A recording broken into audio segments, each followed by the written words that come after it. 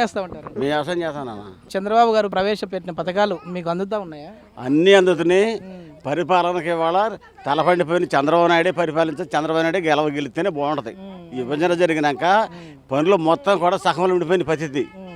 అతనే అనుభవజ్ఞుడు, అన్నీ తెలిసినోడు. అతనే పరిపాలించాలి, అతను గెలవాలి. ప్రస్తుతానికి ఇప్పుడు గెలిస్తేనే పనులు అయితే. మొత్తం మన ఊర్లో ఎన్ని ఓట్లు ఉంటాయి పెద్దయ్య? 3000. ఎట్లా ఉంది? పోటాపోటీగా ఉన్నారా ఇక్కడ, లేదంటే ఇది అంతా టీడీపీ వాళ్ళే ఉన్నారా? అంత వైసీపీ వాళ్ళేం కాదు, వైఎస్ఆర్ ఉంది, టీడీపీ ఉంది. కాకపోతే ఇక్కడ పంచాయతీ కానీ అవి కానీ టీడీపీ గెలుస్తుంది. ఇక్కడ లోకల్గా మళ్ళీ ఇప్పుడు గెలిచే అవకాశం ఎవరికి ఉందంటారు? టీడీపీ అభ్యర్థి అయినా దేవినేని అవినాష్ గారికి ఉందంటారా, లేదంటే నాని గారికి? తెలీదు. కాకపోతే ఓటు అనేది ఏ పార్టీ వాళ్ళు ఆ పార్టీకి వేసుకుంటారు కానీ ఒకరికొకరు లేరండి ఇక్కడ. మీకైతే టీడీపీ అభిమానం అంటే ఉన్నారు? మేము టీడీపీ అభిమానమే మొదటి నుంచి కూడా, ఎప్పుడు కూడా. ఎట్లా పార్టీని చూసి ఓటు వేస్తారా, లేదంటే ఆ వ్యక్తిని చూసి ఓటు వేస్తారా? ఇక్కడ విషయాలు పంచాయతీలు అయితే వ్యక్తులను చూసి వేస్తారు కానీ ఈ మామూలుగా ఆ పెద్ద ఓట్లు అయితే మటుకి పార్టీ సింబల్ మీద ఖచ్చితంగా వేసేస్తారు.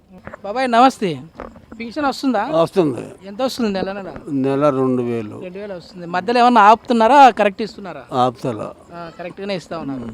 ఎట్లుంది బాబాయ్ చంద్రబాబు గారి పరిపాలన చూశారు కదా, ఎలా అనిపించింది? ఆయనకే వేస్తాం, ఇంకోళ్ళకి. అంటే ఆయన ప్రవేశపెట్టిన పథకాలు అవన్నీ మనకు అందుతా ఉన్నాయా లేదా మన ఊర్లో వాళ్ళకి, మీ ఇంట్లో వాళ్ళకి కానీ? మా ఇంట్లో వాళ్ళకి 10,000 వేసినట్లే 2 వచ్చినాయి. నిన్ననే అంతకు ముందు ఈ ఇత్తనే ఉన్నారు. ఇంకేముంది? ఇప్పుడు మళ్ళీ ఆయన వస్తే బాగుంటుందా, లేదంటే జగన్మోహన్ రెడ్డి గారు వస్తే బాగుంటుంది? ఆయన వస్తేనే బాగుంటుంది. అది ఈసారి ఆయన వచ్చినా అంటే మళ్ళీ ఇంకా అభివృద్ధి జరుగుతుంది అనే నమ్మకం ఉందా మీకు? ఉంది. కొద్దిమంది అంటున్నారు కదా మా వాళ్ళ టీడీపీ పాలనలో అవినీతి జరిగిందని చెప్పేసి, మరి మీరు నమ్ముతున్నారా? మేము బయటికి వెళ్ళిన మోసంలో కదా ఇక్కడ మీ బోట్లు అయితే ఇక్కడ టీడీపీ నుంచి దేవినేని అవినాష్ గారు పోటీ చేస్తూ ఉన్నారు. ఇప్పుడు గతంలో వచ్చేసి రావి గారు చేశారు. మరి ఇప్పుడు టీడీపీ నుంచి దేవినేని అవినాష్ గారు పోటీ చేస్తున్నారు కదా, ఆయన గెలిచే అవకాశం ఉందంటారా? గెలవచ్చు. మనము మామూలుగా ఓటు వేయాలంటే ఆ వ్యక్తిని చూసి వేస్తామా, లేదంటే పార్టీని చూసి వేస్తామా? ఇక్కడ వ్యక్తిని చూసి వేస్తారు. వెంకటేశ్వరం. ఏం చేస్తూ ఉంటారు? బ్యాండ్ వేస్తారు. ఎట్లుంటుంది? మనకి ఏమైనా అభివృద్ధి ఏమైనా కనపడింది 4 ఏళ్ళు? బాగా చేశారు. 11వ తారీఖు మన అమూల్యమైన ఓటు హక్కును వినియోగించుకునే రోజు. ఆ రోజు ఎట్లా అంటే కొద్దిమంది అంటున్న మాట ఏంటంటే ఈసారి ప్రజలు డబ్బులు ఎక్కువ ఎవరికి ఇస్తే వాళ్ళకే ఓటు వేస్తారని కొద్దిమంది నాయకులు అంటున్నారు.